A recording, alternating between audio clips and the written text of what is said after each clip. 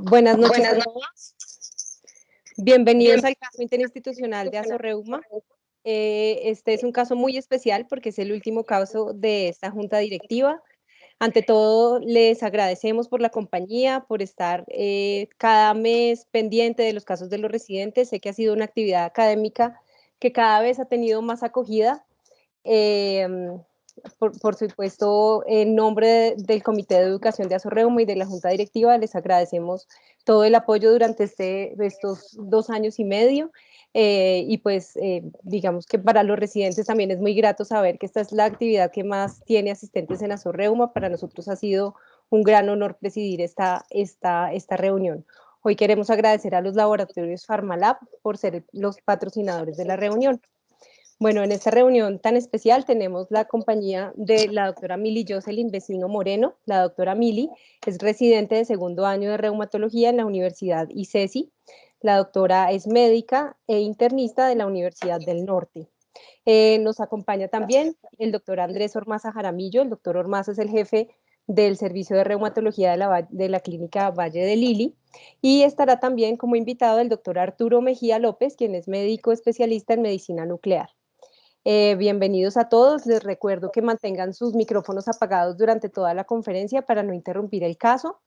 Pueden hacer uso del chat para hacer sus comentarios, para hacer sus preguntas, o si al final del caso quieren abrir sus micrófonos y hacer las preguntas en vivo, también les estaremos dando la palabra para que lo discutan con la doctora Mili y el doctor Andrés. De nuevo, muchas gracias. Los dejo en compañía de la doctora Mili Jocelyn Vecino. Adelante, doctora. Bueno, buenas noches. Muchas gracias, doctora.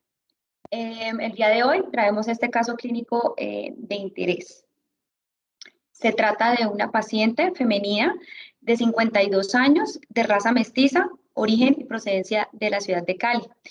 Esta paciente consulta por la aparición de unas lesiones en cara, en tórax, en espalda y en extremidades. Esta consulta se hace hacia el mes de mayo del 2020.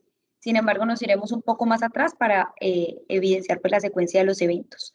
La paciente refiere que presentó una aplicación de un tinte para el cabello el día 26 de marzo del 2020. Seguido de esto, el día marzo 28 del mismo año, presenta la aparición de estas lesiones eritematosas con bordes elevados a nivel principalmente en región frontal, periorbitaria, en pabellones auriculares y en la espalda. La paciente inicialmente adjudica la aparición de estas lesiones a una reacción alérgica y por tanto inicia manejo con loratadina 10 miligramos cada 12 horas y al no presentar mejoría, posteriormente inicia manejo con cetiricina 5 miligramos cada 24 horas. Sin embargo, la paciente no presenta mejoría del cuadro y hacia el 15 de abril del mismo año presenta un aumento en la extensión de las lesiones en cara, en tórax anterior y en extremidades, y asociado a esto presentaba una sensación urente. Por recomendación de familiares, la paciente inicia la ingesta de Bilaxten 20 miligramos al día. Posteriormente, hacia el 24 de abril del mismo año, presenta la aparición de lesiones eritematosas puntiformes a nivel de las manos, las cuales desaparecen con la digitopresión. Finalmente, la aparición de estas lesiones es lo que hace consultar a la paciente con el servicio de dermatología, quienes al evaluarla al examen físico consideran que probablemente se trate de un eritema indurado y sospechan por la probabilidad de una reacción por hipersensibilidad.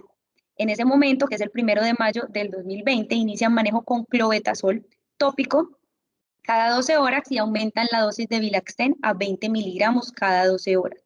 Indican la realización de una biopsia de piel, la cual se toma el 12 de mayo a nivel retroauricular y de espalda. El reporte de la biopsia nos habla de una epidermis normal con una dermis con dilatación vascular y un infiltrado mononuclear perivascular y perifolicular asociado a áreas de fibrosis. Además de esto, presentaba fibras de colágeno que estaban separadas, sin embargo, la estructura era normal.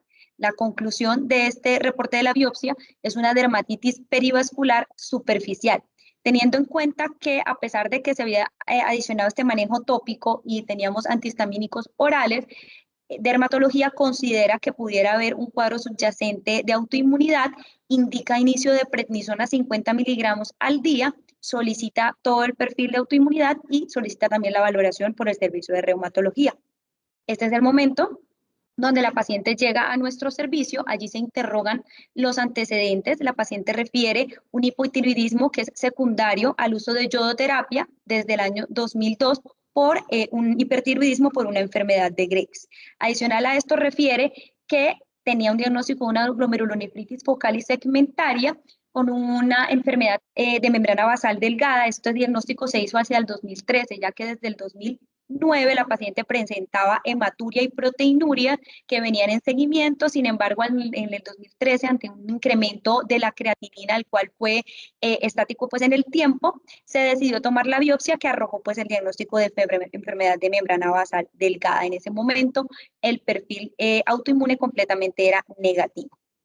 Como antecedentes quirúrgicos, tenía una mamoplastia en el 2009 y un cambio de prótesis por ruptura en diciembre del 2019. Antecedentes ginecobstétricos, gesta 4, partos 3, abortos 1. Como antecedentes familiares, un padre con infarto agudo del miocardio que falleció a los 57 años por esta causa y una madre con hipertensión arterial, diabetes mellitus y una artritis reumatoide. Como medicamentos en este momento de la consulta, la paciente tomaba levotirosina 100 microgramos al día, losartán 50 miligramos al día, prednisona 50 miligramos al día y Vilaxten 20 miligramos al día. En la revisión por sistemas, la paciente refería desde el año de mayo del 2019 cuadro de fatiga, además de seroxtomía, y resaltaba pues que tenía unas poliartralgias de características mecánicas a nivel de las interfalángicas distales y a nivel de los codos. El resto del interrogatorio pues de revisión por sistemas de autoinmunidad era negativo. En ese momento examinamos a la paciente que tenía unos signos vitales normales. Se encuentra una paciente con un fototipo 3, la presencia de unas placas urticariformes, eritematosia, que tenían características de infiltradas e induradas, con unos bordes sobrelevados que se encontraban a nivel de la región frontal, periorbital, en pabellones auriculares, en espalda, en tórax anterior y en extremidades tanto superiores como inferiores de predominio proximal. Del resto del examen físico, cardiopulmonar era normal y a nivel de la axila izquierda era importante el encuentro pues, de una masa fluctuante de aproximadamente 2 por 2 centímetros, móvil, no dolorosa. El resto del examen físico, la fuerza muscular y las articulaciones era totalmente normal. Estas son las fotos de nuestra paciente en ese punto de la consulta. En ese momento resaltaba pues la presencia de esas lesiones eritematosas que describíamos previamente, de predominio en áreas fotoexpuestas, principalmente en B y en CHAL. Adicional a eso tenemos la presencia de las lesiones que ella refería como que desaparecían con la digitopresión que se encontraban en las manos y además de eso el eritema en el electropo que alcanzamos a observar en estas imágenes.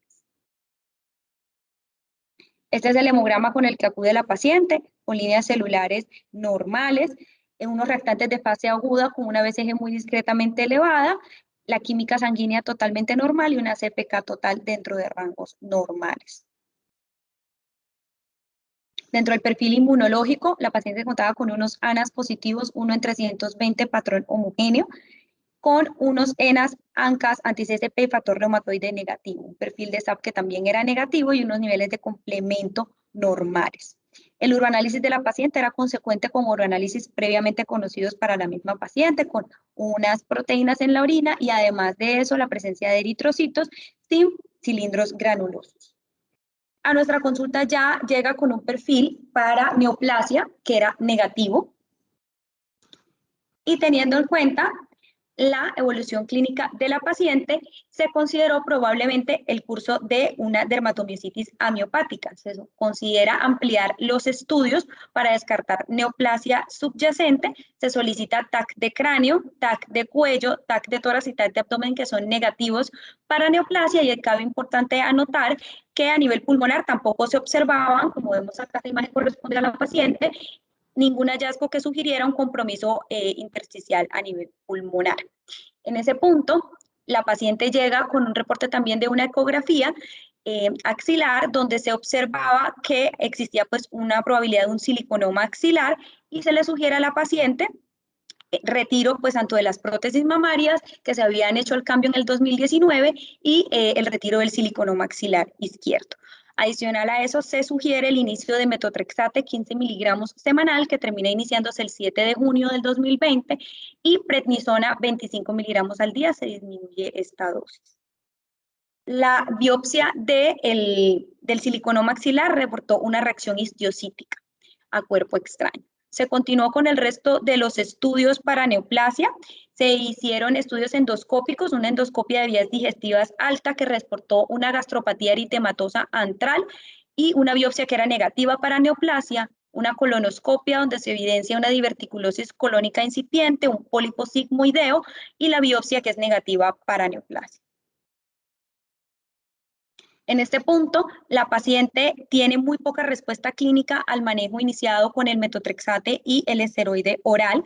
Se decide una segunda biopsia de piel que se toma en esta ocasión en la región frontal y preauricular, donde se reporta una reacción dérmica por hipersensibilidad.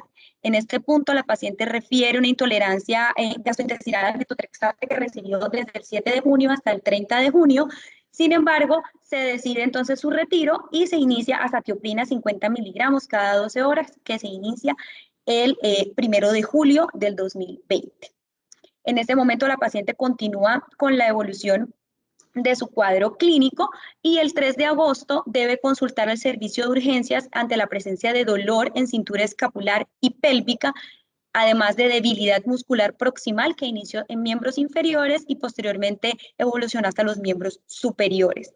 En este punto de la consulta, la paciente tiene un reporte de una CPK total de 376 con un rango de normalidad entre 20 y 180. En ese momento, de acuerdo al flujograma que tenemos en EULAR, se considera que es una paciente que, adicional a los hallazgos iniciales del eritemio en heliotropo, ahora presentaba una debilidad muscular simétrica objetiva que era progresiva y que había afectado principalmente los miembros inferiores y los miembros superiores posteriormente, y que iba en la localización pues inicialmente proximal. Se considera pues que la paciente efectivamente cursa con una dermatomiositis y se plantea hospitalizar a la paciente. Se inician pulsos de metilprednisolona de 250 miligramos por 3 días. Se suspende la azatioprina, ya que también la paciente refiere en ese momento que presenta mareo y dispepsia que impiden pues el consumo de la azatioprina, y adicional a eso se reinterroga a la paciente, quien refiere que había suspendido los corticoides por sugerencia de sus familiares. En ese momento se inicia también manejo con micofenolato 1 gramo cada 12 horas durante esa hospitalización y se decide hacer un tamizaje para manejo con biológicos ante la dificultad para la tolerancia oral de los DMARDs. En esa nueva evaluación clínica encontramos a la paciente con las mismas lesiones eritematosas, con los bordes elevados, que en este momento eran de forma mucho más generalizada a lo encontrado previamente, y asociado a esto, edema de esos tejidos y edema y dolor a nivel periunguial. El resto del examen físico, a excepción de la parte muscular, que presentaba una debilidad muscular aproximadamente de 3/5 a nivel proximal en las 4 extremidades, era normal. En este momento, estas son las fotos que tenemos de la paciente. Como vemos, un aumento en la extensión de las lesiones que presentaba y mayor induración y todo este edema pues, que se presenta asociado a las lesiones.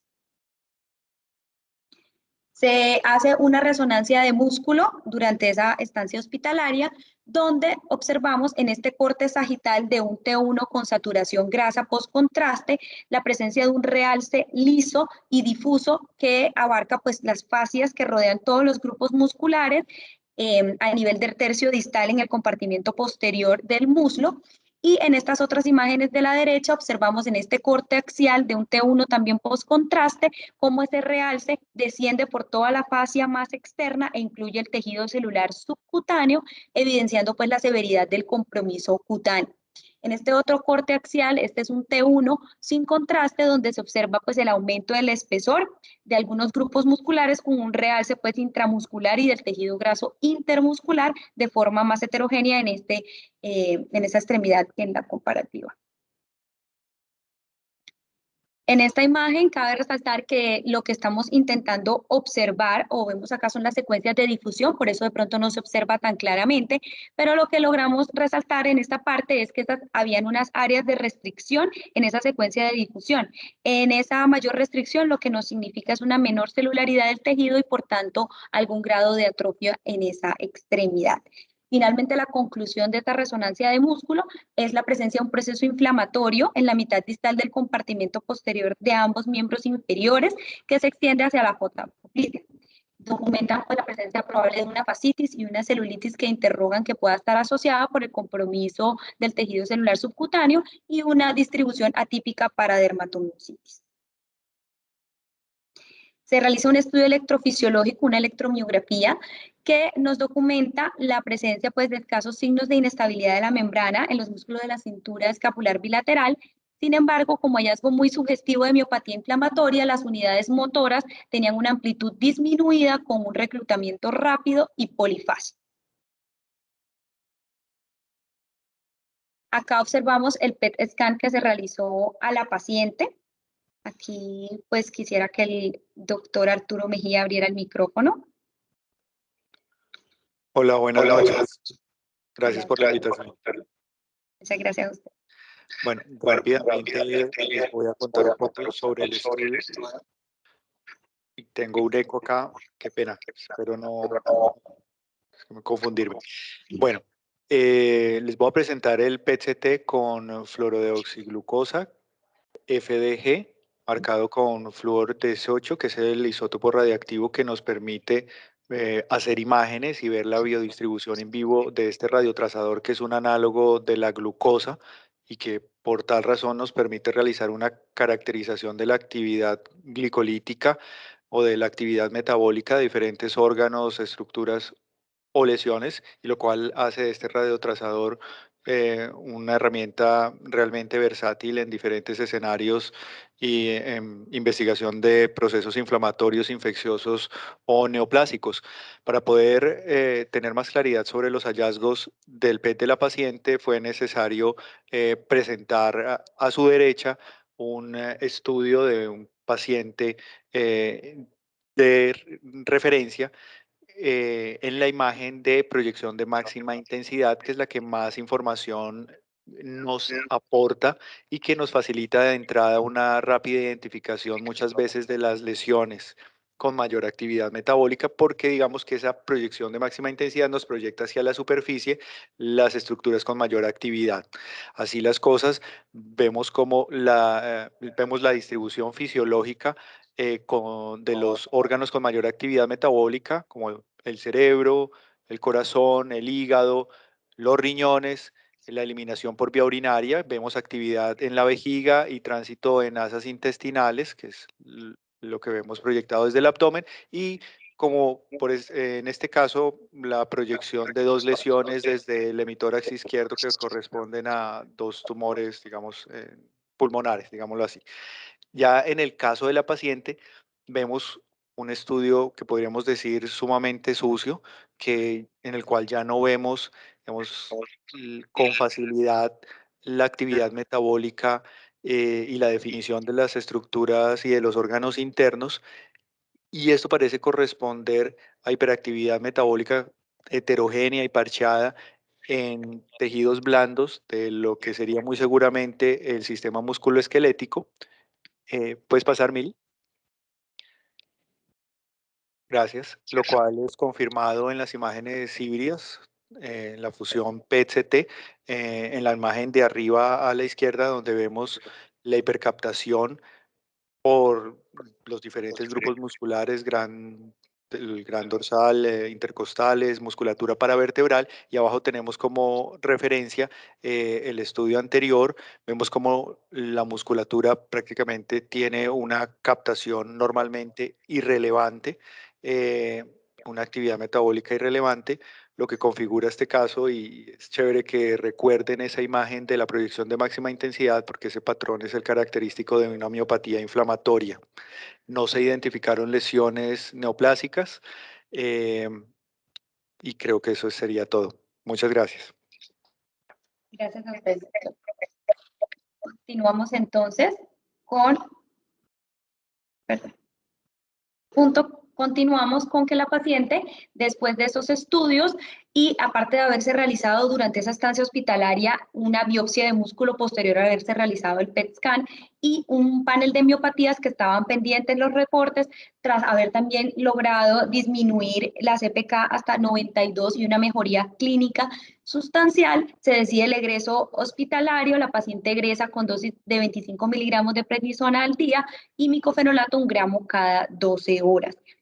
Esta paciente continúa su tratamiento de forma ambulatoria, sin embargo, se ve obligada a reconsultar por el servicio de urgencia el día 18 de septiembre ante una nueva elevación de la CPK hasta 448 que se asociaba a una importante debilidad muscular proximal en las 4 extremidades, debilidad de los músculos cervicales que previamente no había tenido la paciente, lo cual impedía el sostén cefálico y una disfagia para sólidos. En este punto se reinterrogó nuevamente a la paciente sobre el consumo de los medicamentos y la paciente pues niega que los haya suspendido en esta ocasión. Se inician nuevos pulsos de metilprednisolona 250 miligramos por 3 días y se evalúan los estudios previamente solicitados. Se encuentra en este momento un panel de anticuerpos para miopatías con una franca positividad de antitip 1 gamma con 3 cruces, y un reporte de una biopsia de músculo donde lo más importante es resaltar que el músculo esquelético estriado tenía unos cambios miopáticos muy característicos, no se evidenciaba atrofia perifascicular ni inclusiones, tampoco había infiltrado inflamatorio, sin embargo, muy asociado a una miopatía inflamatoria también se encontraba la sobreexpresión del HLA de clase 1. En este punto, y considerándose una dermatomiositis refractaria al manejo con los DIMARS inicialmente, y tras haber descartado neoplasia y contar ya con un tamizaje parabiológico negativo para infecciones, se decidió en Junta Médica de Reumatología y según teniendo en cuenta también las recomendaciones de expertos para manejo de miopatías refractarias al manejo, el inicio de rituximab y recibió la primera dosis el 21 de septiembre del 2020 y la segunda dosis el 5 de octubre del 2020. Teniendo en cuenta este flujograma donde se plantea que en aquellos pacientes donde te contamos con una dermatomiositis que ya ha recibido esquema de tratamiento con glucocorticoides y otros manejos inmunosupresores como azatioprina, metotrexato y micofenolato, que era el caso de nuestra paciente, donde las lesiones principalmente cutáneas no mejoran, uno de los planteamientos de manejo sería la inmunoglobulina y el rituximab. En ese punto nos decidimos por el rituximab, principalmente ante el cuadro de que cursábamos pues en ese momento con la pandemia, donde digamos no había una disponibilidad de este medicamento y asociado a eso tener en cuenta que en la lista UNIR se encuentra excluida la dermatomiositis para el manejo con inmunoglobulina en el contexto de miopatías inflamatorias.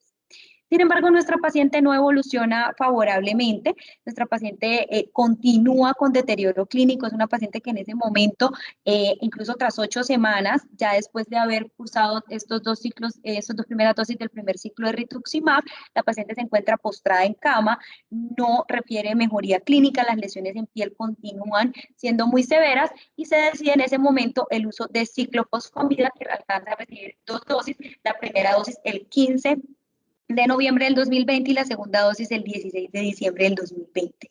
Durante este tiempo, la paciente asociada a esto recibía prednisolona 7.5 miligramos al día.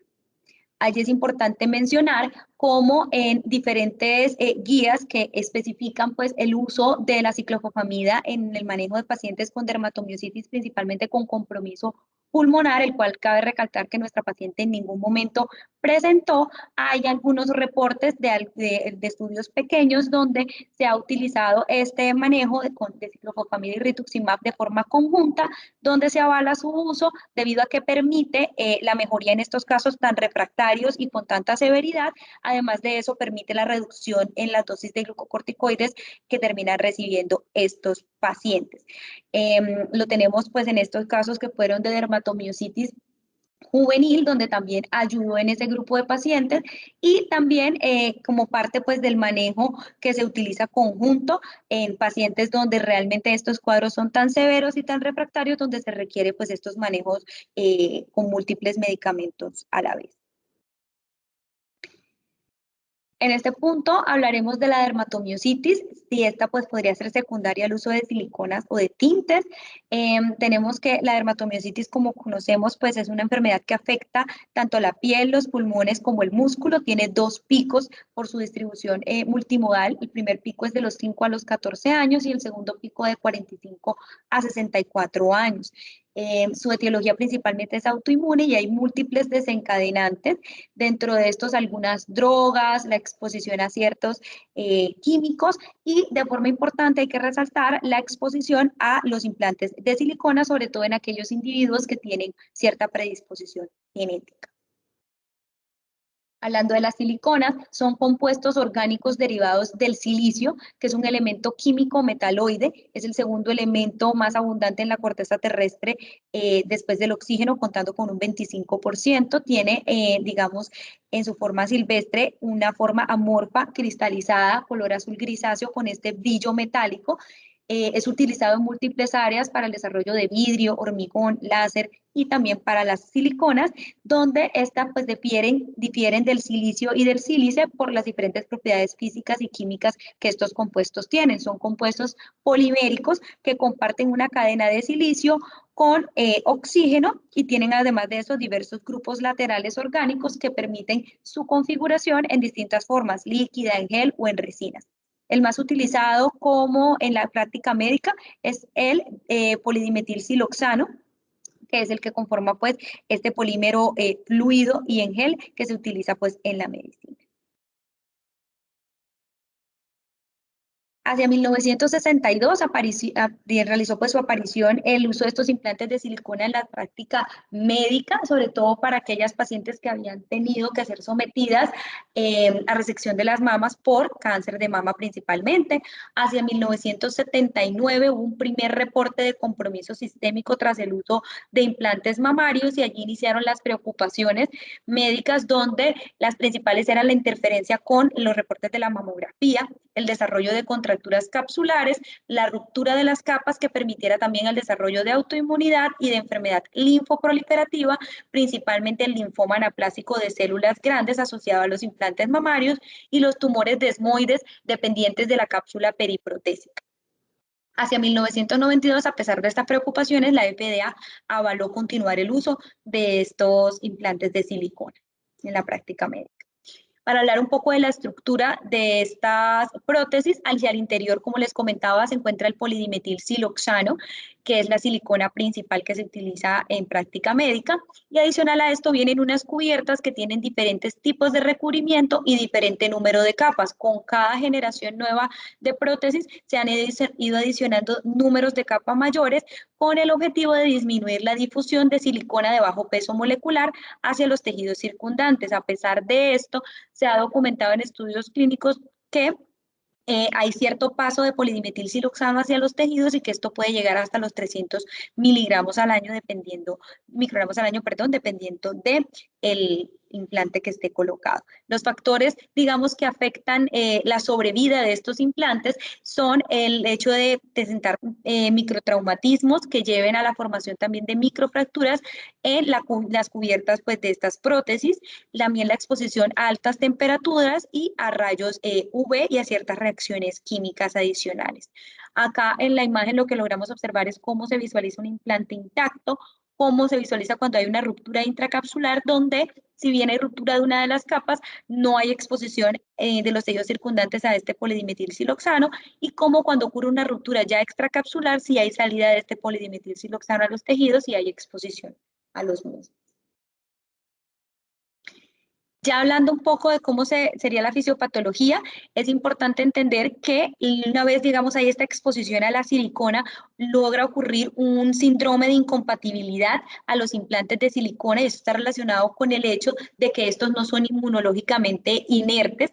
Esto porque son capaces de desarrollar unos procesos inflamatorios agudos que se pueden llegar a cronificar y desarrollarse pues en el marco de una respuesta inmune que va a variar de acuerdo a su severidad, pero que va a involucrar también diferentes células del sistema inmunológico como los macrófagos, los linfocitos de perfil TH2, la disregulación de los linfocitos T reguladores negativos la producción de especies reactivas de oxígeno y la presencia también de mieloperoxidasa y ciertos niveles de interleuquinas que pueden ser deleterios y aumentar el influjo de neutrófilos hacia estos tejidos inflamados.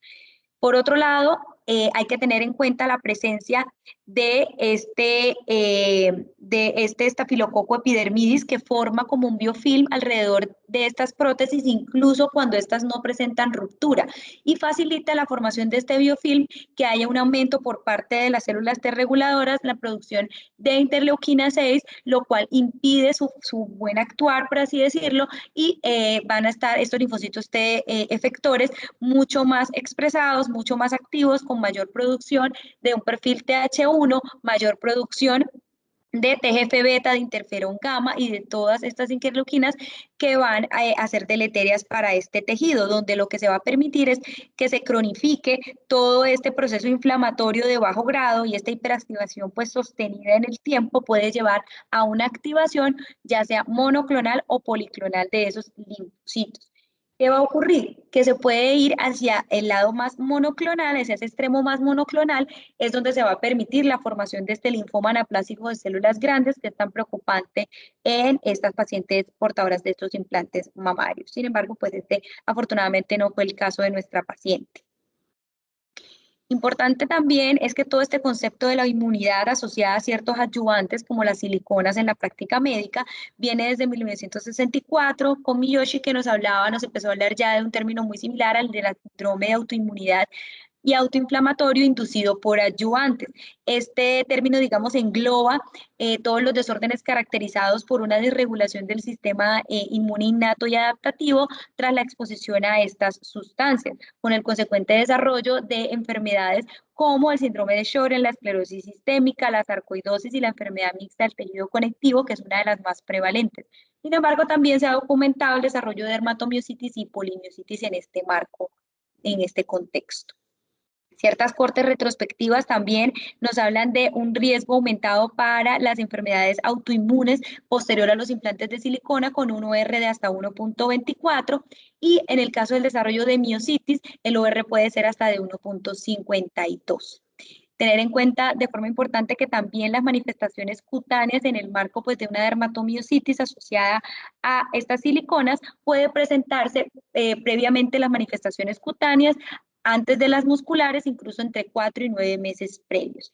Y el inicio de los síntomas posterior a los implantes se presenta usualmente entre los 6.5 y 7.5 años después de su colocación, donde se encuentra el mayor riesgo de migración de estas siliconas, y esto por la mayor exposición a traumas y a temperaturas altas que puedan hacer pues, las microfracturas de los implantes que previamente hablábamos. Clínicamente pueden llegar a manifestarse como enfermedades que cumplan los criterios o también como hallazgos clínicos que no logren cumplir criterios de alguna de las enfermedades. Importante también es que después de la exposición a una pequeña cantidad de silicona se pueden asociar pues, la presencia de estos síntomas. Sin embargo, se ha documentado en algunos pacientes que incluso en estados donde no hay ruptura de la cápsula y no hay evidencia de silicona extracapsular, se han documentado el desarrollo de enfermedades autoinmunes, y esto puede ser explicado por lo que hablábamos previamente, de que incluso sin la fractura pues, de estas capas puede haber cierta exposición a este polidimetilsiloxano que no logre pues, ser evidente con estudios que tenemos en la actualidad como las ecografías o las resonancias.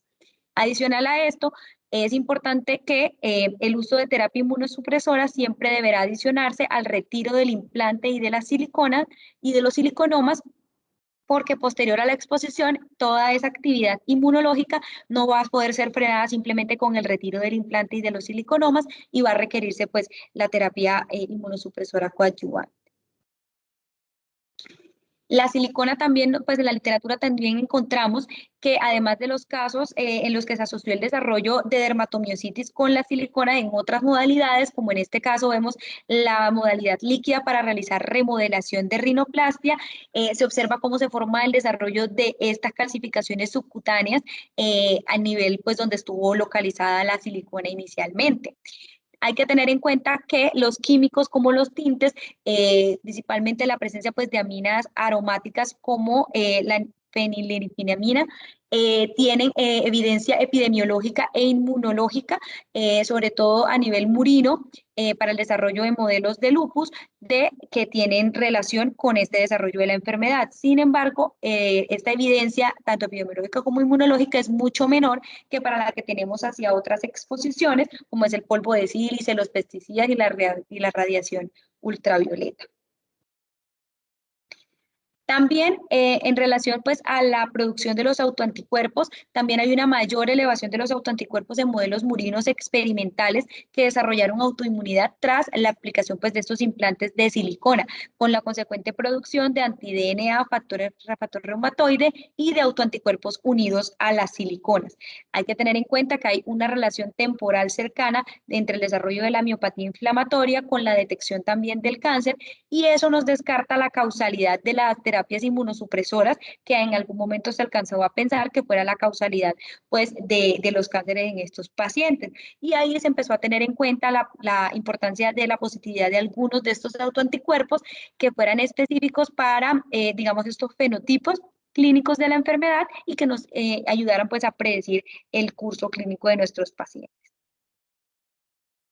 Allí vamos a hablar del TIF1 gamma, que es una proteína nuclear, traduce pues el factor intermediario de la transcripción, pesa 155 kilodaltons, es conocida también como TRIM33 y ectodermina, se encuentra presente normalmente en células de la piel y del músculo esquelético y tiene una gran importancia porque tiene múltiples roles, tiene actividad tanto activadora como represora, para actuando como regulador negativo, principalmente a nivel de la vía canónica del TGF-beta dependiente del SMAD, donde la ubiquitinación del SMAD4 se encarga de inducir una inhibición de la tumorogénesis. También de forma importante está involucrado en procesos del ciclo celular como la mitosis, la inducción de la degradación de la beta-catenina, la reparación del DNA, la proliferación de osteoblastos y la activación de macrófagos y por consecuencia así del complejo del inflamosoma. De esta forma se ha planteado que la pérdida de esta heterogenicidad y digamos también de ciertas mutaciones somáticas de este TIF1 gamma convierte pues en un antígeno tumoral. Al convertirse en un antígeno tumoral induce pues respuestas inmunes tanto innatas como adaptativas tumorales que pueden llevar a la erradicación del tumor o a la eliminación del antígeno por medio de la formación de estos autoanticuerpos. De esta forma es que explica cómo el entrecruzamiento de la respuesta inmune del tipo 1 gamma nativo que se encuentra en esas células de la piel y del músculo esquelético se manifieste pues clínicamente con la dermatomiositis, principalmente con ese compromiso cutáneo y muscular severo. En general hay que tener en cuenta que la inhibición prolongada por medio de estos anticuerpos del TIF1 gamma conlleva a defectos mitóticos, a anormalidades cromosómicas y a un aumento del riesgo del desarrollo de tumores y a la mayor agresividad de estos tumores. Este anti-TIF1 gamma tiene una frecuencia de hasta 31% en los adultos con dermatomiositis, tiene un alto riesgo de malignidad por lo que les explicaba previamente, hasta un 78% de los pacientes que desarrollan cáncer en el contexto de dermatomiositis lo tienen, y de los pacientes que tienen este anti-TIF1 gamma positivo, el 84% van a desarrollar cáncer a lo largo pues, del curso clínico de su enfermedad. De forma importante mencionar que hay un severo compromiso cutáneo, es de lo más característico, sin embargo el compromiso muscular puede ir desde un comportamiento amiopático hasta una miopatía severa. Acá resaltamos pues estas imágenes que hacen parte pues de otros pacientes publicados en la literatura donde se observa pues el amplio compromiso cutáneo que presentaban este tipo de pacientes que tienen anti-TIF1 gamma. Además de esto, es importante mencionar que también es raro la presentación con fenómeno de Raynaud, enfermedad pulmonar intersticial y artritis. Esta sería, pues, digamos, la expresión a nivel de los tipos de cánceres más frecuentes, el cáncer de mama y el cáncer colorectal, principalmente porque afectan las principales vías del TGF-beta y que son las que estábamos hablando previamente, el comportamiento del TIF1 gamma normal. Para continuar con el caso clínico de nuestra paciente, en este año, el 7 de marzo del 2021, la paciente desarrolla fiebre, disnea súbita y taquicardia, por eso consulta pues al servicio de urgencias. Se le realiza de forma inicial una PCR para SARS-CoV-2 que es negativa. la paciente presenta un deterioro respiratorio y es trasladada a la UCI, donde se realizan estudios que descartan TEP y endocarditis bacteriana como causa de su deterioro clínico. Sin embargo, a nivel del TAC se logran observar unos micronódulos pulmonares diseminados, por lo cual a la paciente se le realiza una fibrononcoscopia con lavado broncoalveolar, donde los cultivos y tinciones de forma rápida son negativos. Sin embargo, se documenta la positividad de un antígeno urinario para Histoplasma capsulatum, por lo que se inicia a la paciente anfotericina B. Posteriormente, desde el 13 de marzo que se hace este aislamiento hasta el 30 de marzo, la paciente cursa con su hospitalización, presentando una mejoría clínica importante y finalmente es egresada con posaconazol. Acude al control de reumatología el 2 de agosto de este año con una CPK total en 23, recibiendo tratamiento con micofenolato 2 gramos al día y prednisolona 5 miligramos al día. Clínicamente esta es la evolución de nuestra paciente. Acá tenemos las fotos del mes de mayo del 2020, luego las fotos del mes de agosto del 2020 cuando presentó el mayor deterioro cutáneo y lo que obligó pues al uso de la terapia conjugada, y finalmente estas son las fotos de la consulta el 2 de agosto, donde acá observamos pues la evolución clínica favorable de la paciente. Como conclusiones, tener en cuenta que en este caso contamos con una paciente con una dermatomiositis con un compromiso cutáneo severo y refractario asociado a la presencia de antitip 1 gamma, el cual sabemos que está altamente asociado al desarrollo de neoplasia. Por tanto, la pesquisa inicial fue importante, hacerla de forma amplia para esta patología, y asociado a eso, durante todo su seguimiento ha continuado siendo negativo y por tanto también continúa en un seguimiento estricto a lo largo del tiempo. En el caso de nuestra paciente, con un antecedente también de autoinmunidad por la enfermedad de Graves, asociado también a la exposición de polidimetilsiloxano y la formación del siliconoma, con el posterior desarrollo de anticuerpos antitip 1 gamma con un comportamiento clínico muy severo, requirió tanto el manejo de terapia combinada inmunosupresora como el retiro de prótesis mamarias y del siliconoma. Tener en cuenta que si bien la inmunosupresión severa le confirió un alto riesgo para el desarrollo de una infección micótica tan severa como la que presentó nuestra paciente, era necesario ante la refractariedad y la severidad del caso clínico. Y afortunadamente pues logró ser controlado este proceso infeccioso. Muchísimas gracias.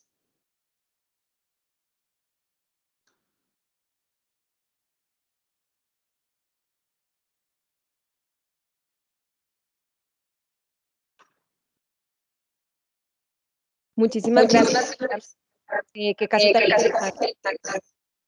Invitamos a todos que tengan preguntas a que por favor hagan preguntas en vivo o las escriban.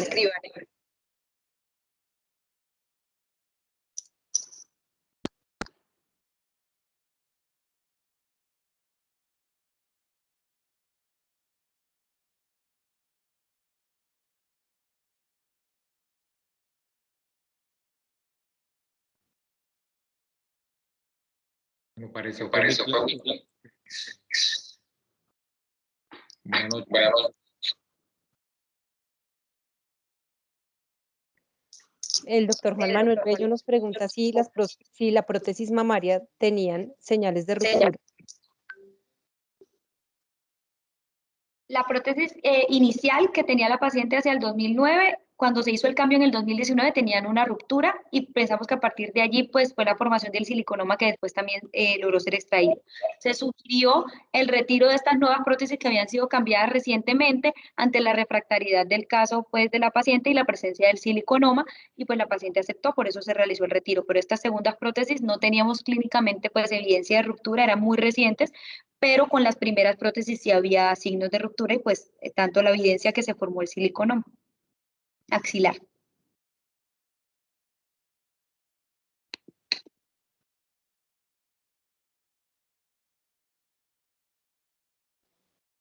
Juan Sebastián Segura Charri, desde Neiva, pregunta: teniendo en mente el historial de hipertiroidismo, ¿se consideró buscar una tiroiditis autoinmune? ¿Podría ser una predisposición basal a un fenómeno inmunológico que se desarrolló con los adyuvantes? En el momento pues de la paciente teníamos estudios pues de su TSH y todos los estudios eran normales. Digamos que con la suplencia de levotirosina estaba en niveles pues lo esperado para sus antecedentes y no cursaba pues con desbalance de sus hormonas tiroideas. Sin embargo, pues sí es cierto y se tuvo en cuenta que si hubiera digamos, un trasfondo de autoinmunidad en esta paciente y que al exponerse pues ya en una segunda ocasión a este polidimetilsiloxano que formó el silicono maxilar, pues fuera probablemente ya el causal de la dermatomiositis en la paciente. Por eso lo planteamos como una probabilidad de la causa y por eso hablábamos de esa relación pues temporal, por lo menos en este caso de la paciente. El doctor Juan Manuel Bello te pregunta también si se encontraron rasgos de silicona en ganglios satélites. No fueron estudiados ganglios adicionales. En ese momento de lo que se estudió, solo teníamos el reporte de la biopsia que reportaba pues la reacción histiocítica solamente a nivel pues local. No se estudió más otros ganglios satélites adicionales porque al parecer no lo sabía. El reporte de la ecografía solo hablaba de la formación del siliconoma.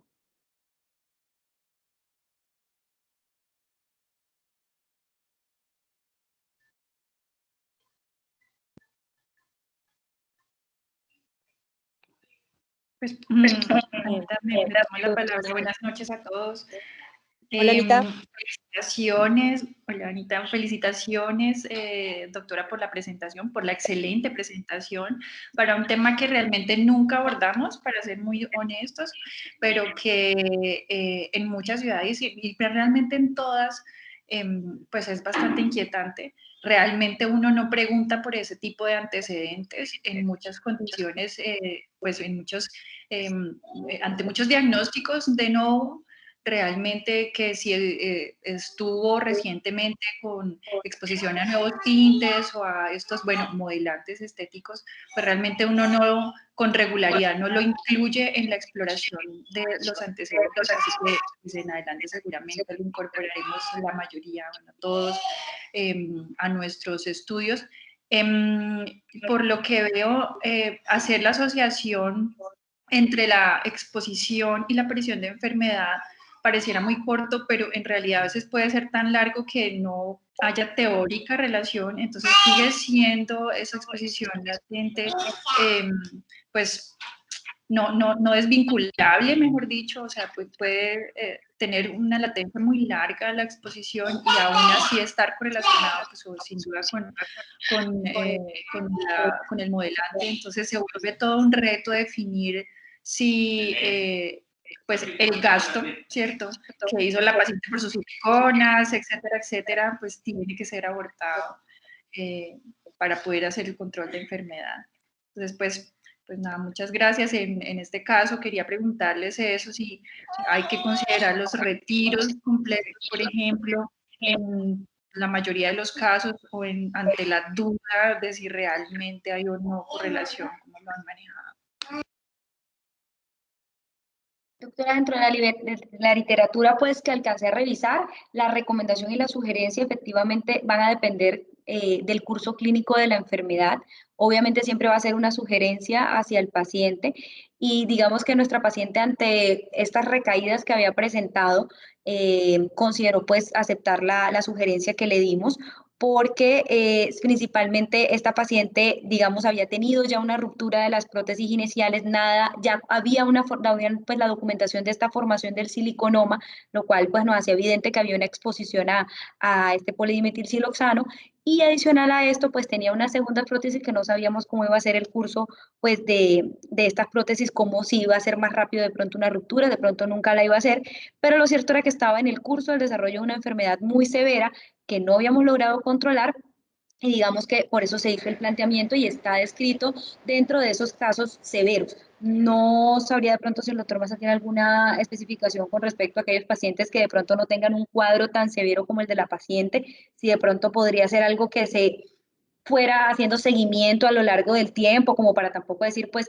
cualquier paciente que nos llegue con cualquier síntoma de pronto muy leve ya enseguida retirarlo, pero lo cierto es que por lo menos en esta paciente se hizo el planteamiento, fue ante la severidad del cuadro de ella. No sé, Doc, si tiene... Hola, Doc. Buenas noches a todos, muchas gracias por la asistencia. Yo creo que lo que dice la doctora Ospina es básicamente lo que se quiso plantear en este caso clínico.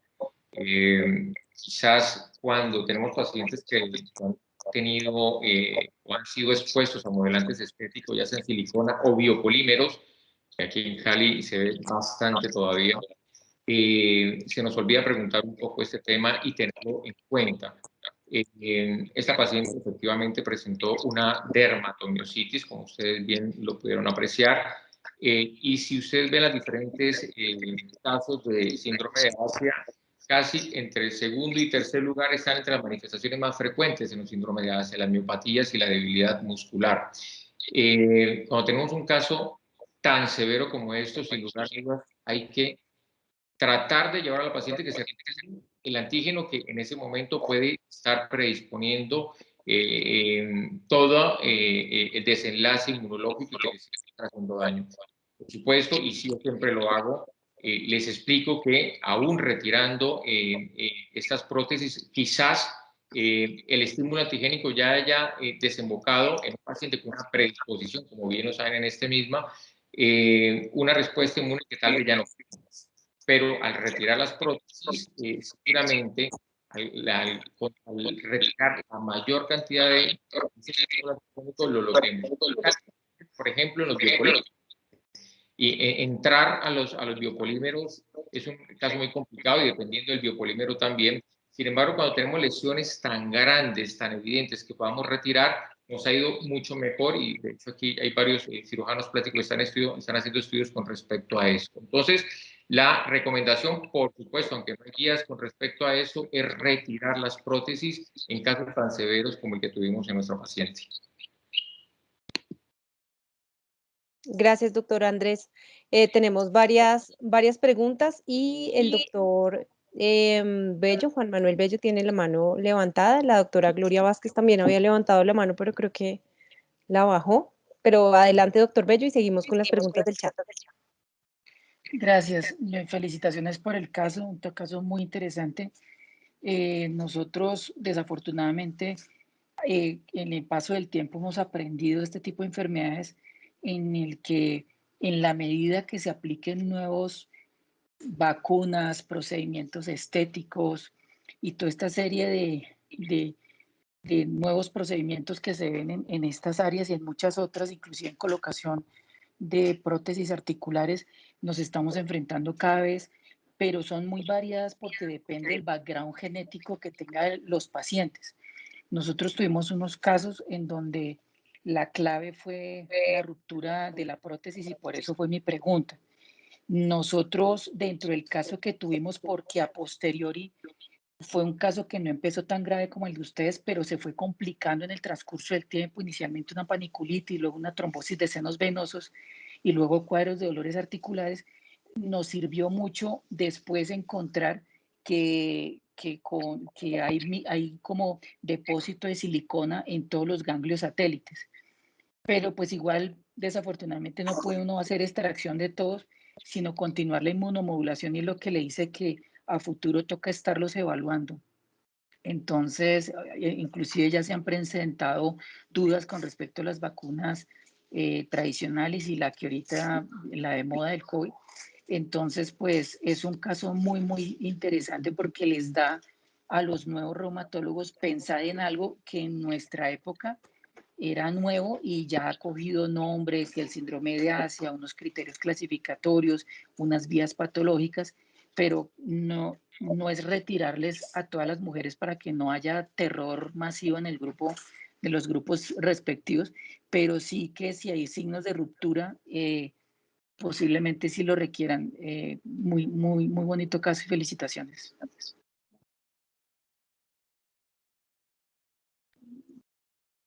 Bueno, sí, no sé si hay un comentario de la doctora Mili o el doctor Andrés, o seguimos con las preguntas. Yo por lo menos estoy de acuerdo con lo que decía el doctor, porque era lo que hablábamos de hecho en la charla. Bueno, entonces el doctor Lacides Padilla nos dice, gracias por la presentación, los cirujanos plásticos solicitan anticuerpos prequirúrgicos. Bueno, Miri, no sé si quieres contestar eso, ¿vale? Sí, yo lo he visto por lo menos en la consulta acá con los profes. Efectivamente, muchas veces llegan algunas pacientes con estos anticuerpos positivos que fueron solicitados, fue en miras a un procedimiento pues quirúrgico. En algunos casos hace que, digamos, se suspenda el procedimiento, pero no es la mayoría de los casos. La mayoría de los casos las pacientes igual van a sus procedimientos estéticos. Digamos que eso no sería contraproducente, por lo que tendríamos que tener en cuenta que en la población general hay cierta positividad de estos anticuerpos, sobre todo a títulos bajos, que es como usualmente estas pacientes consultan con ANAS 1 en 80, 1 en 160 a lo mucho, y no sería pues causal, digamos, para impedir que estas pacientes pues recibieran estos procedimientos estéticos. Cuando hablamos pues de estas prótesis que son controladas y que tenemos cómo hacer seguimiento y todo esto, pues obviamente no aplica para el uso de biopolímeros que no deberían utilizarse en ningún caso pues sin positividad o con positividad. Pero sí lo solicitan frecuentemente, lo he visto en la práctica clínica que se solicite. Yo creo que los plásticos están siendo cada vez más sensibles frente a la problemática de estos biomodelantes. Yo lo que he visto es que no se lo piden a todos de una forma pre-quirúrgica como protocolo para un retiro. Lo hacen regularmente pacientes que tienen alguna sintomatología dermatológica, articular o alguna predisposición. Algunos lo están haciendo tema más por los trombos que están haciendo posquirúrgico. Esas embolias posquirúrgicas les han generado también cierto problema a estos pacientes, o incluso necrosis en el área del sitio de las intervenciones quirúrgicas, y que se ha asociado con anticuerpo antifosfolípidos, con un perfil de antifosfolípidos que seguramente ellos cada vez son más sensibles.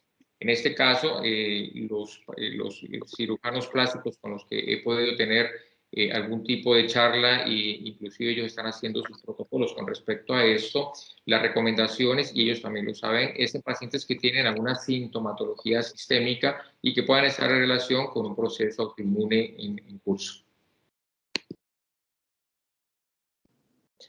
Bueno, el doctor Francisco Vargas nos preguntaba desde el punto de vista reumatológico, ¿se recomienda entonces el retiro de prótesis y siliconomas en todos los pacientes con prótesis rotas?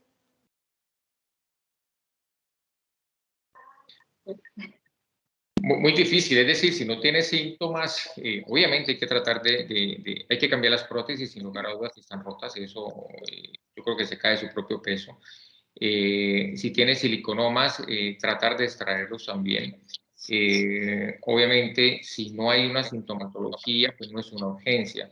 Yo tengo pacientes que han esperado un poco para el retiro del silicón, de la prótesis rota, porque no tienen síntomas alguno y no tienen dinero para cambiársela, que eso es otra problemática que tenemos aquí en nuestro país. Tienen dinero para una primera colocación, pero luego para retiro o para cambio, pues no lo tienen.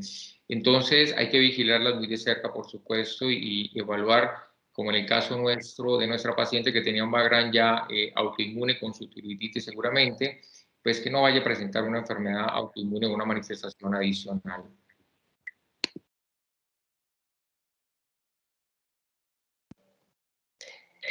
Bueno, tenemos aquí más comentarios. Dice la doctora Isabela Doria, buenas noches, excelente caso y presentación.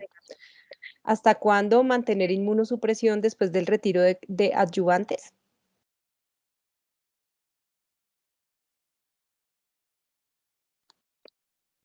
No hay, yo creo que no hay una respuesta con esto, no hay un estudio establecido, controlado, aleatorizado, como en la mayoría de nuestras enfermedades autoinmunes, que nos digan cuánto tiempo hay que tener la inmunosupresión. Hay un estudio muy bonito que hicieron los cirujanos plásticos, casi con 2.000 pacientes que te presentaban alguna manifestación autoinmune sin lograr criterios de Asia, y retiraron las bioprótesis. Y más o menos el 30-40% tuvieron una respuesta importante.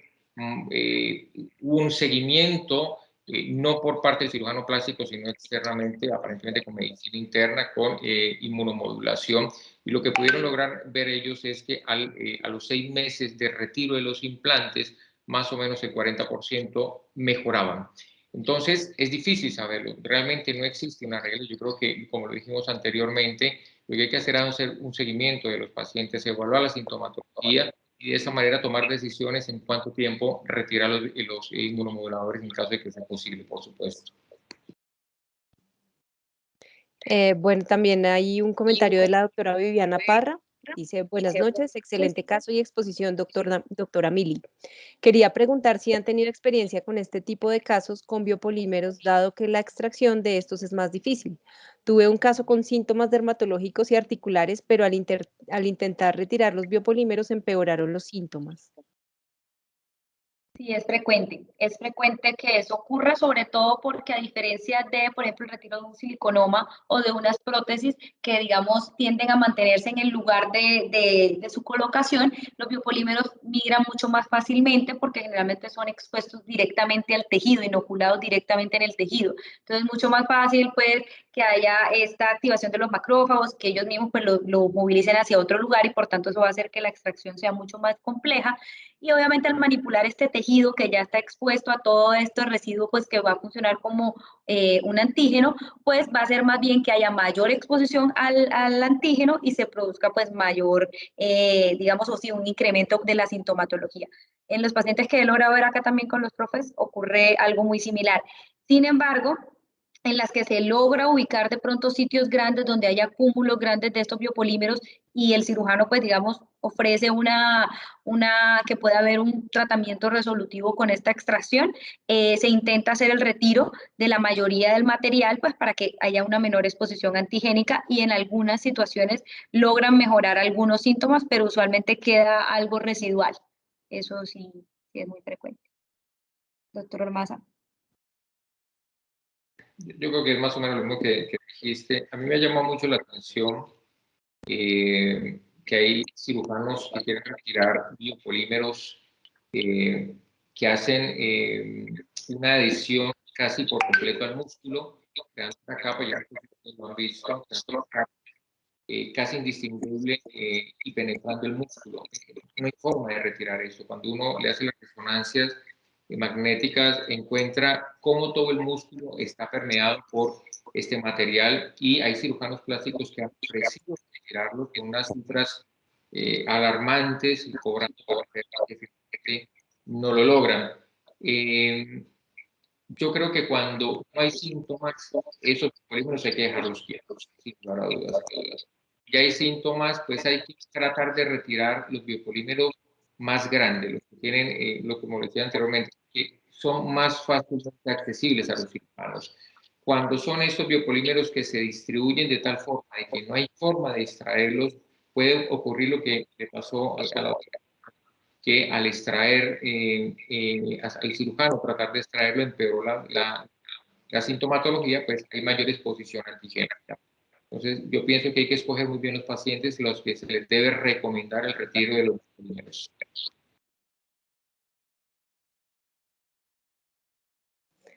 Bueno, la doctora Ana Ospina nos pregunta, bueno, ya comenta, si empiezo a preguntar por tintes a mis pacientes entre sus antecedentes, creo que todas me dirán que sí. Y dice también Anita, pues entre la exploración de antecedentes, eso sí es algo que no se pregunta. En relación con los tatuajes, ¿hay alguna novedad?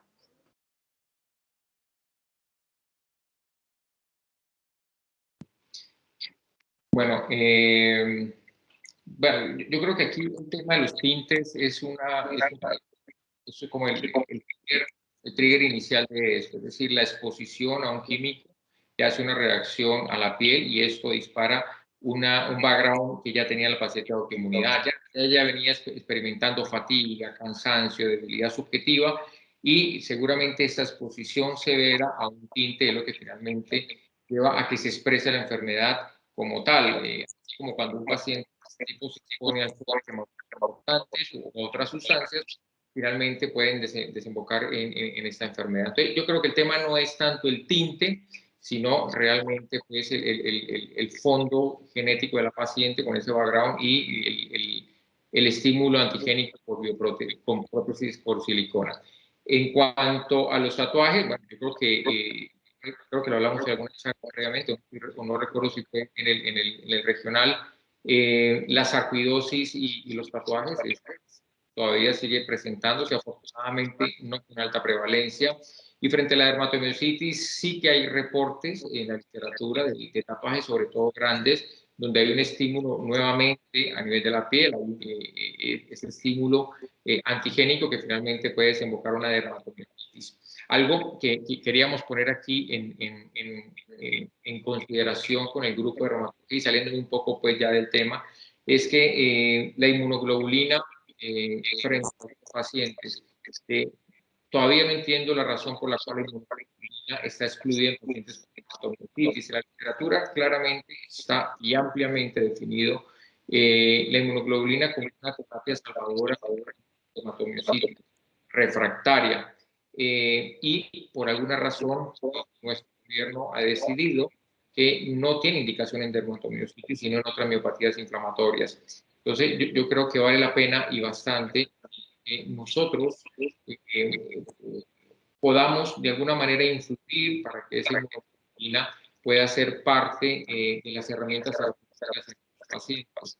Que, si bien lo conocen ustedes, cuando no logramos rescatar el músculo tempranamente, pues tenemos consecuencias graves en la funcionalidad de estos pacientes.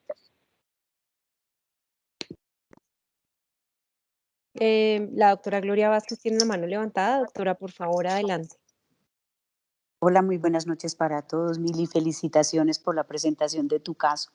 Yo tengo como varias inquietudes. Lo primero es que yo quiero que seamos como moderados con la asociación de causalidad. La asociación de causalidad ha sido muy cuestionada con lo de silicona y el desarrollo de enfermedades autoinmunes. Y esta paciente en su grupo de edad con un antecedente de una enfermedad autoinmune previa, como una enfermedad de Graves, hacer una segunda enfermedad autoinmune podía ser simplemente la evolución natural de su enfermedad sin tener asociación con lo de la silicona. Entonces, pues, o sea, puede ser que sí haya la causalidad, pero también dejarlo como un duditativo y no pues como la afirmación. También tengo el comentario de que me parece que el fenómeno inmunológico, cuando se liberan ya estas partículas de silicona, está disparado. Y pensaría yo que no se ha demostrado, pues ahora Andrés habla de una evidencia de una mejoría en un grupo de pacientes manejados por cirugía plástica, no la conozco, pero hasta donde yo tenía entendido, no se revierte el fenómeno inmunológico. Ya se ha disparado el fenómeno inmunológico y revertirlo al remover las prótesis es muy, muy difícil si eso llegase pues como a ocurrir. Entonces no sé si la conducta de remoción, si verdaderamente quite pues como la carga de estímulo antigénico o si ya el fenómeno inmunológico estaba disparado. Y mi tercer comentario es si en su arsenal terapéutico, sabiendo que no podemos poner la gamaglobulina por alguna razón, consideraron ciclosporina o tacrolimus, porque los inhibidores de calcineurina en miopatías inflamatorias refractarias también son una muy buena estrategia terapéutica. Entonces, esos eran mis comentarios y agradecerles pues el caso. Bueno, doctora, lo primero, sin lugar a dudas, totalmente de acuerdo frente a causalidad. Eso ha sido tema de discusión y definir si realmente la silicona, los biopolímeros o cualquier otro antígeno externo pueda ocasionarnos esto. Eso es claro, difícil definirlo. Lo que sí encontramos nosotros es que había una silicona, había un siliconoma y lo que la recomendación en ese momento era para evitar este estímulo. Sin lugar a dudas, y también lo dije hace un rato, cuando hablamos con los pacientes les decimos exactamente eso. Mira, hay algo allí que puede estar ocasionando la molestia.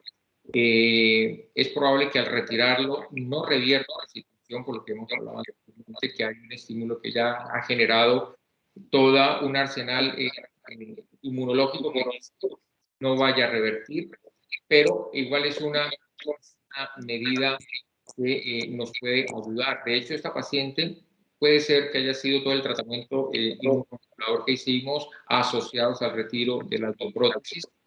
No lo sabemos, pero en un caso tan severo como este, pues yo creo que valía la pena bastante intentarlo. Y, bueno, pregunta. Claro, donde yo me formé, el tacrolimus casi que era la primera opción después o la segunda opción después de la azatropina. Desafortunadamente, no tenemos INVIMA para miopatías, entonces es un tema bastante difícil aquí en Colombia para el tacrolimus. La ciclosporina, de alguna manera, sí es mucho más fácil o asequible, pero en esta paciente realmente no se consideró en su momento. Mil gracias, gracias.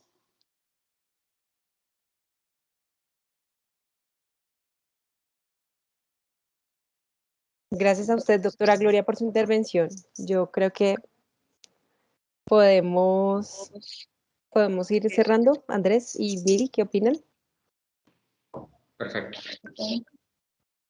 Bueno, no, muchísimas gracias. El caso súper interesante, el tema cada vez más de actualidad, la discusión muy nutrida. Entonces, les agradecemos a todos su asistencia, su tiempo, su disposición. Desde esta junta directiva, pues es la última reunión interinstitucional. Entonces, esperamos que este caso siga creciendo y que cada vez pues, tenga más acogida entre los asociados y no asociados. Muchas gracias, doctor Andrés. Muchas gracias, doctora Mili. Gracias. Una moción de felicitación a la coordinadora. Moción Ay, de tan linda, felicitación. doctora. Tan linda, doctora. Muchas gracias. Felicitaciones a la coordinadora y a toda la junta de Azorreuma. No, gracias a todos ustedes por la participación, por acompañarnos, por poder cerrar de esta manera, entre amigos, y suerte para los próximos que nos sucedan. Ya acabamos. Gracias. Bueno, Que estén buenas bien. noches. Buenas noches. Un abrazo a todos. Gracias. Muchas gracias. Que descansen. Hasta luego. Gracias.